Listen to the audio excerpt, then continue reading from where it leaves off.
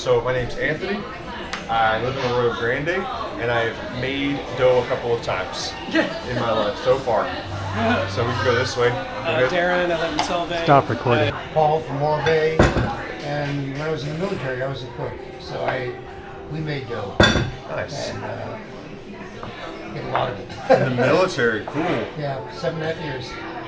And some basil into the dough, or you can just do a traditional loaf of bread.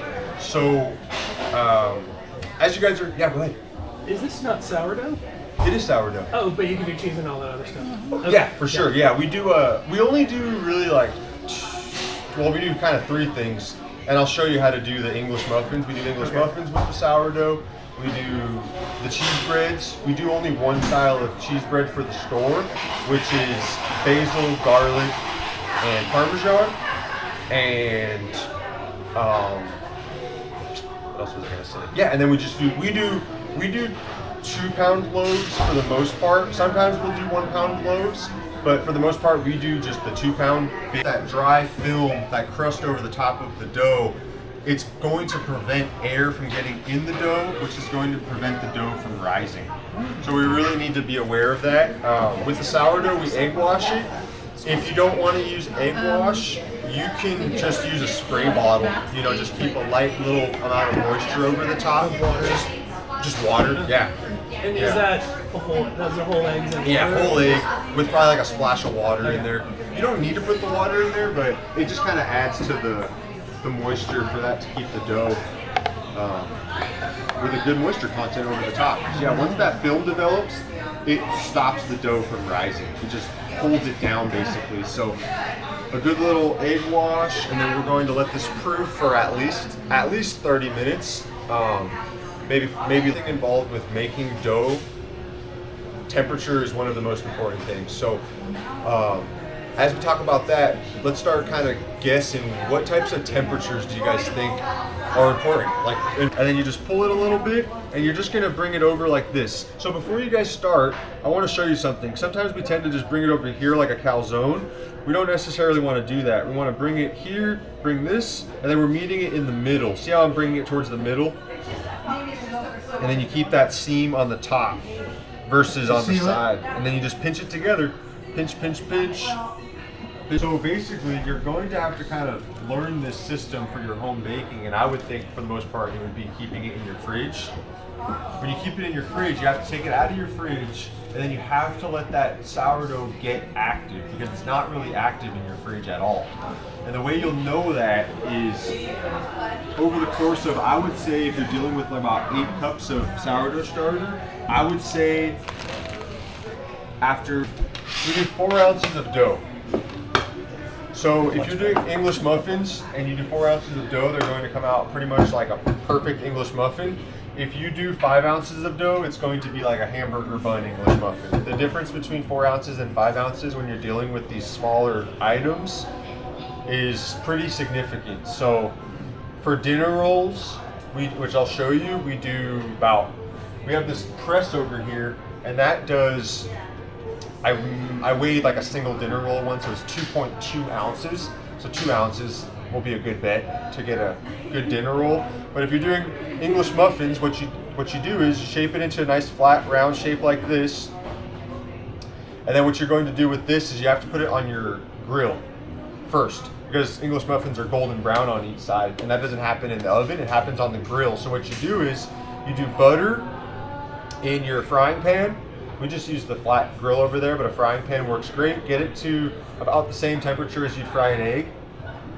For the most part, get the butter heated up, and then what you do is when you put this dough into the frying pan, you're gonna get both sides golden brown. When you flip it over, golden brown, and that's when you add the cornmeal, that cornmeal on the outside of the English muffins. Golden brown, cornmeal on both sides, and then once it's golden brown with the cornmeal, that's when you put it in the oven. So we do 5 ounces of dough for bagels, and it's the same thing, just shape it up into a round shape, but you have to take this into a process of dipping it into boiling hot water. So the way that works is after you get it shaped up into this nice round, what you can do is, depending on what you're going for, you can take that dough and you can get something like this. if you wanted your bagel bites, you can have your bagel bites, and then you have your bagel. Or what you could do is get a new one. Or what you can do is just get it into your round, and if you don't care for those bagel bites, you just want your bagels, just get it into your nice flat round shape, and then you're just going to get into the center of it and just rip a hole in it. And what you're going for is, you'll notice I'm stretching this beyond what a traditional bagel looks like, because what's going to happen, just like when you score things, you'll notice when I score that dough, you got to score it pretty darn good down, like pretty deep into the dough, because a lot of that just kind of bakes right back into itself. So when you make this bagel hole nice and big like this, what you're going to do is you're going to take a pot of water, get it to boiling. One thing that you can add to that water is baking soda. And when you add the baking soda, what that does is it kind of films the dough so that it prevents it from doing too much of that shrinking with the bagel hole. But what you do is, when you get your boiling hot water, you drop this into the boiling hot water, it's going to float. When it floats, you take it out of the water, and then you put it on your sheet pan. You have to spray your sheet pan because there's water involved now. So you just take this deal, dip it in the water, it floats, put it on your sheet pan, and then from there, you can egg wash it. You can put some cheese on it, or the everything bagel stuff, and then put it in your oven. So kind of similar to like the English muffins. There's something to do before it goes into the oven to prep it for whatever you're making. Yeah. When you say spread, Really easy to make, but the one thing you want to keep in mind is like the surface of your table, because if you have flour on the table, it's just going to slide around. You're not going to be able to shape them. But if there's if the dough is too sticky, it's going to stick to the table. So that's why you have to have the dough at the right state, and you don't want to have your table covered in flour, because you'll see, I'll show you I'm going to keep those over here because I want to use those for the shaping, but you'll see, and you guys can even take this one and try it, but see how it literally just slides. Like, you want the dough to kind of stick to the table, and when it's on that dry flour, it slides around, versus if you're over here on a clear surface without a bunch of dry flour on the table, the dinner rolls actually grab the table to where you can press down on them, and they grab the table. Even these are kind of sliding because of that little bit of flour, but they're grabbing the table a little bit more. I don't know if you can notice that, but you'll end up with, that's a good one. Those little dinner rolls. See, yeah, it's still sliding a little bit, but I just got to really press down on it. and that's not going to make it overly dense pressing on it like that? It'll be okay, because I'm going to give them about at least some time to proof, 30 minutes or so. Yeah, you can press down on them. Just like when you shape the dough into the traditional loaves, like the 2-pound loaves or the 1-pound loaves, you're doing the same thing. I really did press down on those pretty good, but it's the same thing, because the dough is still going to be able to relax and then get that air back in there for sure. I'm going to set this into the loaf pan, and then we're going to check on it at the end of class and see what it looks like. I don't think it'll be ready for the oven, but we will find out. So to make this deal,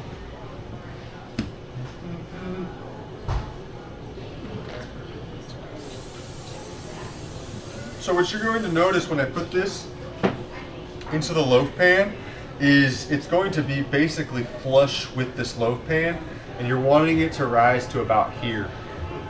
So it might get there by the end of class, it might not, but you're at least going to see this rising process kind of start. So what you do is, you see all this dough in here, it's like separate pretty much from all that. It's okay. I'm just going to press that in, and just like with those 1-pound loaves, it's all going to just kind of settle into itself. So I'm just going to fold. The first thing you want to do before you start shaping it too much is you want to look at your loaf pan, because you want that dough to be the length of this loaf pan. If it's not, you're going to end up with like a short, squatty loaf of bread that just rises upwards. You want it to be thoroughly across that loaf pan so it rises nice and evenly. So you'll notice this is already kind of almost there. Almost. Could you squeeze it in the pan? You can kind of shape it up a little bit more in the pan, but the best way to go is after you kind of just roll it, and then you have this round shape, or oval shape, that's ready to go. So as long as it meets both ends, Okay. and then I'm gonna egg wash this. And then you're gonna proof that. Exactly, yeah. If I were to put this right into the oven, we'd end up with a very dense loaf of bread. Yeah, like maybe 20 more minutes, and then it will be ready for the oven. I'm gonna, yeah. You can't really overproof, can you? It seems like what you're saying. You can overproof if you're going for a traditional loaf of bread like this. What that would look like is when this starts to rise, if it rises too much, that's when it will go into like overproofing. And what that looks like is once these edges climb up this wall to the point where they start to droop over, you're gonna end up with these edges on the dough that are like drooped over, and they're not gonna be like that traditional finish on the sides. There's the sweet spot. It's right before the oven. I'm just gonna end up putting this back in the fridge because we don't have time to bake it. But if you're doing it in a loaf pan like this, and you want to score it, you don't have to go too crazy. Like that's totally fine. You'll have like the nice look of the finished score. But you'll notice those, I scored way more. And the reason why I did that was because again, they're on this open sheet pan. And so I scored them a lot more. So I'll show you that as a demonstration because again, I'm not baking this. I wouldn't do this to this dough if I was going to bake it. But if you wanted to score that when you make your loaves, if you want it to turn out like that, you're gonna have to score it like that. That's about as far as I went on those crosses. So almost quadruple the amount, like really far into the dough.